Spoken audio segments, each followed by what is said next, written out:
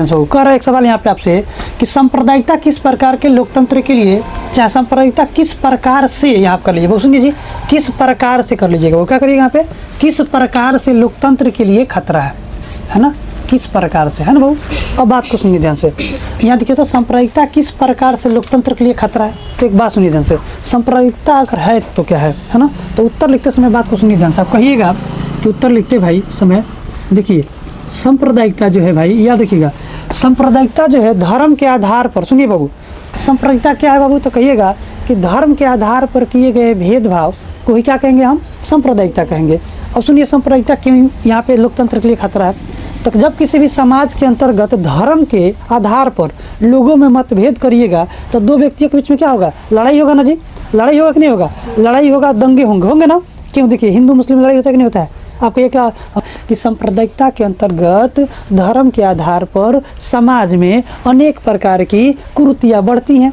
या अनेक प्रकार के दंगे होने का चांसेस होते हैं, अनेक प्रकार के दंगे होते हैं, है ना जी। और आपसी समाज के लोगों में नफरत की भावना को जन्म देता है, जिस कारण से हम इसे लोकतंत्र के लिए खतरा के रूप में देखते हैं। आइए समझना, एक लाइन ये लिखना आप सभी को, क्या लिखोगे यहाँ पे, देखिए जैसे सांप्रदायिकता मेरे भाई, देखिए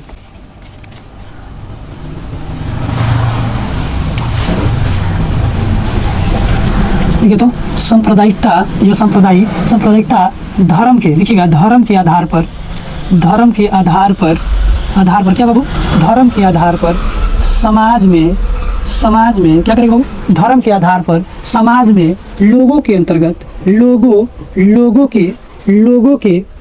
के अंदर मतभेद पैदा करता है, मतभेद पैदा करता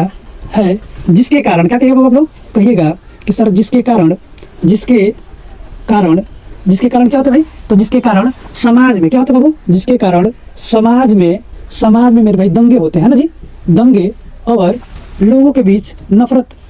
लोगों के बीच नफरत